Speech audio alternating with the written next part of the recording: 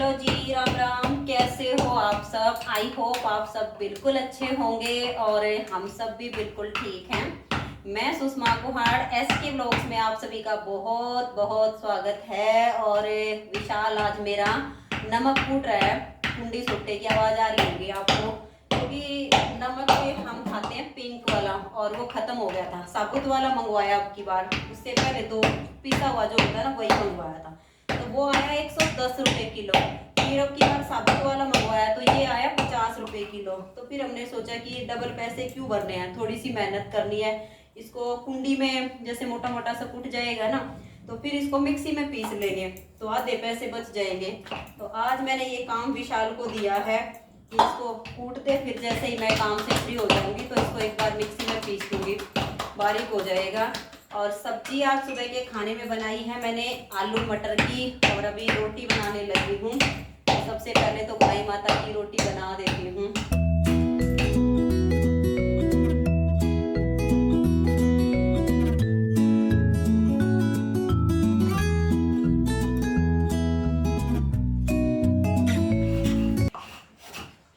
तो फ्रेंड्स, खाना तैयार हो गया है। आलू मटर की सब्जी, साथ में दही, ताज़ा मक्खन और गर्मा गर्म रोटी। तो आइए और सुबह का खाना हमारे साथ खा लीजिए।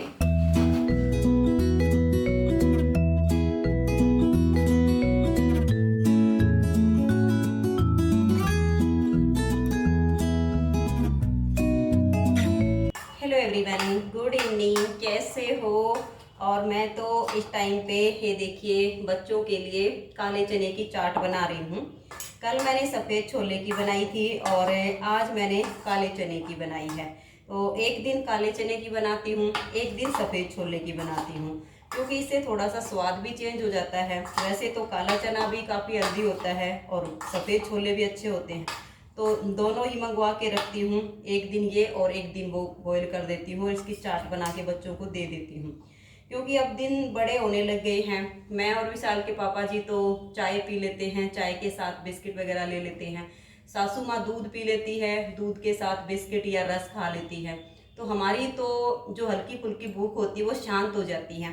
लेकिन बच्चे एक बार खाना खाने के बाद रात को ही खाना खाते हैं। तो सर्दियों में तो ये होता है कि गाजर पाक वगैरह बनता रहता है, तो कुछ ना कुछ इस तरह की चीज़ें खा लेते हैं। दिन भी छोटे होते हैं, लेकिन गर्मियों में दिन भी बड़े होते हैं, कुछ और ये खाते नहीं हैं। तो इसी वजह से मैं गर्मियों में इनका ये रूटीन बना देती हूँ कि एक दिन सफ़ेद छोले की चाट बना देती हूँ, एक दिन काले चने की बना देती हूँ। तो चाट हो गई है तैयार। आप सब भी आ जाइए। और बहुत ही स्वादिष्ट और बहुत ही हेल्दी चाट बन गई है, खा लीजिए। और फिर उसके बाद ये विशाल ने जो कुंडी में नमक कूट दिया था, इसको मिक्सी में पीसूंगी। ये इन्होंने जो है देखो ऐसे कुंडी में ना कूट दिया तो मोटा पतला हो गया है। इतने मोटे मोटे से रोड़े थे, मिक्सी में तो ऐसे पीसते नहीं, तो कुंडी में ये कूट दिए हैं। एक बार बच्चों को चाट खिला देती हूँ, फिर इसको मिक्सी में पीस दूँगी। तो विशाल का अलग कटोरी में डाल देती हूँ, अनुज का अलग कटोरी में। बाकी किसी का और मन करेगा तो वो भी खा लेंगे। ये भी नहीं होता है कि उनको ही खाना है, घर में जिस किसी का मन करे वो खा सकता है। तो आइए और हेल्दी सी चाट आप खा लीजिए।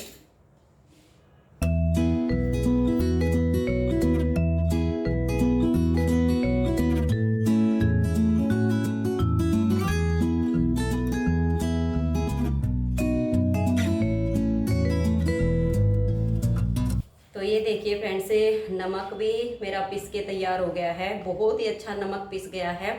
और इसको पीस के और साथ के साथ ये जो स्टील वाली आटा छानने की छन्नी है, इसमें से मैंने छान के और डिब्बे में भर दिया है। और अभी मैं इस डिब्बे पर ढक्कन नहीं लगाऊंगी, क्योंकि नमक को पीस के साथ छान के डिब्बे में भरा है। अगर मैं अभी इस पर ढक्कन लगा दूंगी तो इस नमक में हल्की हल्की सी नमी आ जाएगी, और नमी होने की वजह से छोटी छोटी सी नमक की डलियाँ बन जाएंगी। फिर बाद में काफ़ी दिक्कत होती है, नमक को जिस भी खाने में डालना हो फोड़ के डालो। तो इस वजह से अभी मैं इस डिब्बे को 3 से 4 घंटे के लिए ऐसे ही ओपन रख दूंगी, इसका ढक्कन नहीं लगाऊंगी।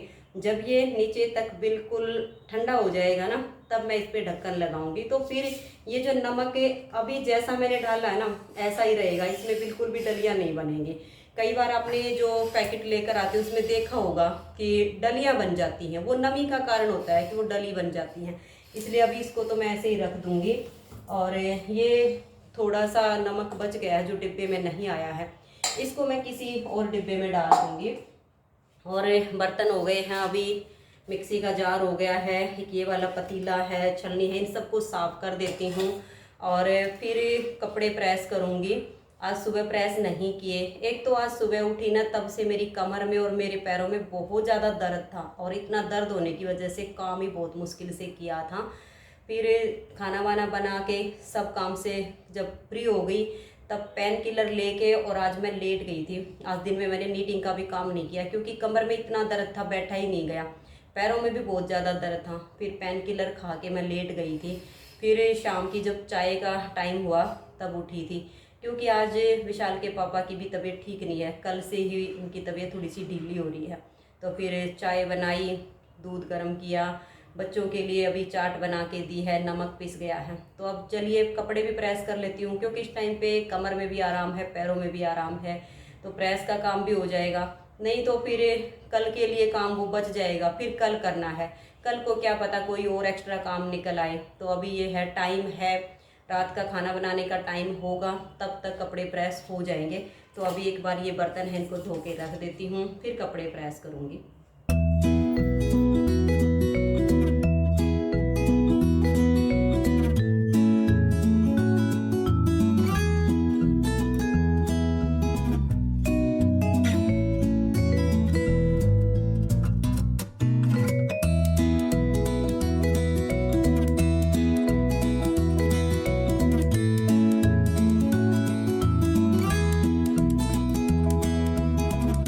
फ्रेंड से प्रेस का काम कंप्लीट हो गया है, तो चलिए बैठकर अब थोड़ी सी देर बात कर लेते हैं। और आज मैं आप सबको एक सुंदर सी कथा भी सुनाऊंगी क्योंकि बीच बीच में कुछ ऐसे कमेंट्स आते हैं कि आपकी सास तो बहुत अच्छी है, आप तो बहुत लक्की हो, मैं तो बिल्कुल अनलक्की हूँ, मेरी सास मुझसे बिल्कुल भी प्यार नहीं करती है। कुछ कमेंट्स होते हैं कि आपकी सास बहुत लक्की है, आप जैसी बहू उनको मिली। तो देखिए फ्रेंड्स, ये तो दुनिया की रीत है, बहुओं को तो दूसरों की सास बहुत अच्छी लगती है और सासुओं को दूसरों की बहुएं बहुत ज़्यादा अच्छी लगती हैं। तो ये तो सामने वालों को ही पता होता है कि किसकी बहू कितनी अच्छी है, किसकी सास कितनी अच्छी है। तो इन चीज़ों को देख के ना कभी भी उसमें अपनी तुलना नहीं करनी चाहिए कि इसकी सास इतनी अच्छी है लेकिन मेरी सास बिल्कुल भी अच्छी नहीं है, या किसी सास को दूसरों की बहू देख के ये नहीं सोचना चाहिए कि इनकी बहू बहुत अच्छी है, मेरी बहू बिल्कुल भी अच्छी नहीं है। देखिए, जिसकी जैसी सास है, चाहे किसी की कैसी भी बहू हो, गुजारा तो उन दोनों को ही करना आपस में बैठ के। तो अपना समझौता खुद से करने में ही फ़ायदा है, दूसरों से कुछ होता नहीं है। और जैसे कि कुछ बहनें अपने जीवन में बहुत ज़्यादा उदास हो जाती हैं कि मैंने अपनी लाइफ में बहुत ज़्यादा दुख देखे हैं और जीवन भर स्ट्रगल ही करती आई हूँ, बहुत ज़्यादा मेहनत करती आई हूँ, पता नहीं मुझे भी जीवन में कभी सुख मिलेगा कि नहीं मिलेगा। और कुछ को तो जीवन में इतना अहंकार आ जाता है कि उल्टे सीधे कमेंट्स करके जाने लग जाती हैं। उनको लगता है कि मतलब मेरे जैसा तो इस दुनिया में कोई भी नहीं है। तो देखिए फ्रेंड्स, जो अपनी लाइफ में दुखी हैं, जिन्होंने बहुत ज़्यादा मेहनत की है, उन बहनों से मैं ये कहना चाहूँगी कि जीवन में कभी भी उदास मत होना, परमपिता परमात्मा पर भरोसा रखना। हर अंधेरी रात के बाद उजाला जरूर होता है, दुख के बाद जीवन में सुख जरूर आता है। तो उम्मीद नहीं छोड़नी चाहिए, मेहनत करते रहो, आपके जीवन में भी उजाला आएगा, आपके जीवन में भी खुशियाँ आएंगी, लेकिन भरोसा परमपिता परमात्मा पर रखिए। और जिन बहनों को हद से ज़्यादा अहंकार हो जाता है ना, उल्टे सीधे कमेंट्स करके जाती है, मैं तो उनको हाइड कर देती हूँ क्योंकि इन सब चीज़ों के पीछे मैं नहीं पड़ना चाहती हूँ। तो उनको मैं हाथ जोड़ के यही कहना चाहूँगी कि जीवन में घमंड मत करो। जिसने भी घमंड किया है ना, उसी का टूट गया है। घमंड जो करता है ना, उसका टिकता नहीं है, जीवन में सुख कभी भी टिकता नहीं है। अगर किसी के जीवन में हद से ज़्यादा खुशियाँ होती हैं, हद से ज़्यादा सब कुछ होता है, एक दिन ऐसा आता है दुख उनके जीवन में भी आता है। तो सुख और दुख जीवन के दो पहलू हैं। अगर सुख है तो दुख भी आएगा और दुख है तो सुख भी आएगा, एक जैसे दिन किसी के भी नहीं रहते हैं। तो जैसे कुछ बहनों को लगता है कि मेरी सास बहुत बुरी है, कुछ बहनों को लगता है कि मेरी तो बहू बहुत बुरी है। आज मैं इसी पर आप सबको एक सुंदर सी कथा सुनाती हूँ। कागभूसुंडी जी, कौन नहीं जानता है कागभूसुंडी जी को। भगवान राम के बहुत बड़े भक्त हैं। तो एक बार कागभूसुंडी को लगा कि मुझे जो है ना कौवे का शरीर मिला है, ना तो मुझे कोई पसंद करता है। अगर मैं किसी की मुंडेर पर बैठ भी जाता हूँ ना जा करके, तो लोग मुझे वहाँ से भगा देते हैं।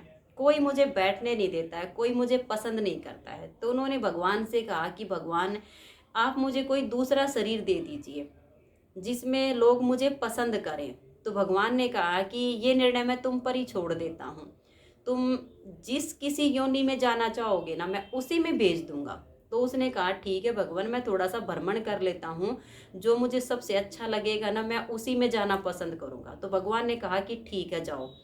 तो कागभूसुंडी जी को लगा कि हंसों का जो जोड़ा होता है ना, हंस बहुत सुखी है अपने जीवन में। हंस कितना सुंदर होता है, लोग उसको कितना पसंद करते हैं। अब वो हंस के पास गया और कहने लगा कि भाई तुम तो बहुत सुखी हो, बहुत मज़े में हो, लोग तुमको बहुत प्यार करते हैं, बहुत पसंद करते हैं। अब इतना सुनते ही हंस की आंखों से आंसू गिरने लगे। कहने लगा भाई, काहे की सुंदरता और कौन सा प्यार, तुम अपनी लाइफ में बहुत ज़्यादा सुखी हो, कम से कम आज़ाद घूम तो रहे हो, और मुझे देखो, किसी की नज़र अगर मुझ पर पड़ जाती है ना, तो उनको मैं इतना पसंद आता हूँ, वो मुझे पकड़ के ले जाते हैं और अपने घर में एक छोटा सा तालाब बनवा देते हैं, उसी में तैरता रहता हूँ। अपनी मर्जी से मैं कोई ज़िंदगी नहीं जी सकता। बोला अच्छा तू इतना दुखी है। बोला ठीक है। फिर गया वो तोते के पास, उसे लगा कि तोता तो बहुत ज़्यादा सुखी है, मीठे मीठे फल खाता है, कितना सुंदर तोते का रंग है। जाके कहने लगा कि भाई तू तो बहुत सुखी है, काश मेरा भी ऐसा शरीर होता, लोग तुमको कितना प्यार करते हैं, मिट्ठू मिट्ठू कहकर तुमको पुकारते हैं, और एक मैं हूँ, मुझे तो कोई बैठने भी नहीं देता है। तो तोते ने कहा अरे भाई तू बहुत ज़्यादा सुखी है, मेरा दुख जानेगा ना तो तू रोएगा बैठ के। बोला तेरा क्या दुख है। बोले मेरा तो दुख ये है कि अगर लोगों की मैं पकड़ में आ जाता हूँ तो मुझे तो एक छोटे से पिंजरे में कैद कर देते हैं, मैं उसी के अंदर घूमता रहता हूँ, अपनी मर्जी से उड़ नहीं सकता हूँ, अपनी पसंद का खा नहीं सकता हूँ, जो वो मुझे देते हैं ना मुझे वही खाना पड़ता है, उसी पिंजरे में कैद रहता हूँ। हमेशा भगवान से प्रार्थना करती हूँ कि कैसे ये पिंजरे का दरवाज़ा खुले और मैं खुले आकाश में उड़ने के लिए जाऊं। कम से कम लोग तुझे अपने घर से ही तो भगाते हैं ना, अपनी मर्जी से तो भाग रहा है, घूम रहा है, उड़ रहा है, जब मन करता है किसी पेड़ पर बैठ जाता है। और अगर मैं पिंजरे में कैद नहीं होता हूँ और शिकारी की नज़रों में आ जाता हूँ तो शिकारी तीर से मार गिराता है मुझे, भला मेरी भी कोई ज़िंदगी है। अब कौवे ने सोचा ये भी बहुत दुखी है, फिर तो मुझे अब मनुष्य के पास जाना पड़ेगा, शायद मनुष्य बहुत सुखी है। अब मनुष्य के पास गया, कहने लगा कि भाई देखो तेरे को तो मनुष्य का जन्म मिला है, तू बहुत सुखी है और मैं कौवा हूँ, तू मुझे अपनी मुंडेर पर भी नहीं बैठने देता। काश मुझे भी ये वाला शरीर मिला होता तो मैं भी अपनी मर्जी से सारे काम करता, सब कुछ करता, ये करता वो करता। तो आदमी ने कहा अरे भले तू ही सुखी है, जब जी करता है किसी की मुंडेर पर बैठ जाता है, जब कोई उड़ाता है तो भाग जाता है, किसी दूसरे पेड़ पर बैठ जाता है। तुझे ना कमाने की चिंता है, ना घर गृहस्थी संभालने की चिंता है, ना बच्चों को पालने की चिंता है, कोई टेंशन नहीं है तुझे। अरे मेरे से पूछ कितनी टेंशन है मुझे, कितनी जिम्मेदारियां हैं मेरी। सुबह उठता हूँ चाहे 3 बजे उठूँ, 4 बजे उठूँ, 5 बजे उठूँ, रात हो जाती है मैं तो भागता ही रहता हूँ। इस परिवार का ही पालन पोषण नहीं होता है और ये सब करते करते मेरा कर्म बिगड़ता है वो अलग से, मैं तो भगवान का नाम लेने का भी टाइम नहीं निकाल पाता हूँ। कम से कम तू सुखी है, आज़ाद है। अब कौवे ने सोचा कि हंस भी सुखी नहीं, तोता भी सुखी नहीं, यहाँ तक मनुष्य भी सुखी नहीं, तो भाई मैं ही सुखी हूँ। वापस गया भगवान के पास, बोला कि कौन सी योनि तुझे पसंद आई। तो कहने लगा हे भगवान, मुझे तो अपना ये कौवे का शरीर ही हद से ज़्यादा प्यारा है, ना मुझे किसी चीज़ की टेंशन है, ना ही मुझे कोई प्यार करता है, और नफरत करते हैं तो मैं वापस आकर के तेरे ध्यान में तो बैठ जाता हूँ। इसलिए हे परमात्मा, मुझे तो ये कौवे का शरीर अब इतना प्रिय है, इतना प्रिय है कि दूसरों के दुख देख के मैं खुद में बहुत ज़्यादा सुखी हो गया हूँ, इसलिए मुझे कोई योनि नहीं चाहिए है। तो ये कथा हमें एक जीवन में बहुत अच्छी सीख देती है कि बहनों, हम अपने घर में हद से ज़्यादा सुखी हैं। देखिए क्या होता है कि परिवार में हर किसी के मन एक जैसे नहीं होते हैं। किसी का मन कैसा होता है, किसी का कैसा होता है, किसी के मन अच्छे मिल जाते हैं, किसी के नहीं मिलते हैं। लेकिन एडजस्ट तो फिर भी हमें उसी परिवार में करना पड़ता है। ये तो है नहीं कि हम उसको छोड़ के कहीं चले जाएंगे। इसलिए जितना हो सके समझदारी के साथ ही अपने जीवन को बिताना भलाई है, उसी में हमारा कल्याण है। दूसरों को जब हम ये देखने लग जाते हैं ना कि ये बहुत सुखी है, एक बार उसके पास बैठ के उसके बारे में पूछ के देखना, वो अपने जीवन में आपसे ज़्यादा दुखी मिलेगा और आप अपने आप को बहुत ज़्यादा सुखी पाओगे। तो फ्रेंड्स, ये आज की ये वीडियो आप सबको कैसी लगी? वीडियो अच्छी लगी हो तो प्लीज़ वीडियो को लाइक शेयर ज़रूर कर दीजिए। और अभी ये प्रेस किए हुए कपड़े हैं, इनको इनकी जगह पर सेट कर देती हूँ, फिर जाती हूँ किचन में और रात का खाना बनाने की तैयारी करूँगी। और कल शाम को पैरों में दर्द शुरू हुआ था, कमर में दर्द शुरू हुआ था। रात को तो सो गई, पता नहीं था, फिर सुबह उठी तो हद से ज़्यादा था। अब दिन में दवाई खाई थी, उसी का असर चल रहा है। रात को भी लगता है एक पेन किलर ही खाकर सोनी पड़ेगी। देखते हैं कल का दिन कैसा आता है, जैसी प्रभु की इच्छा। तो मिलते हैं अगली वीडियो में। तब तक के लिए आप सभी को मेरा प्यार भरा नमस्कार। राधा स्वामी, राधे राधे, जय श्री राधे। Bye bye.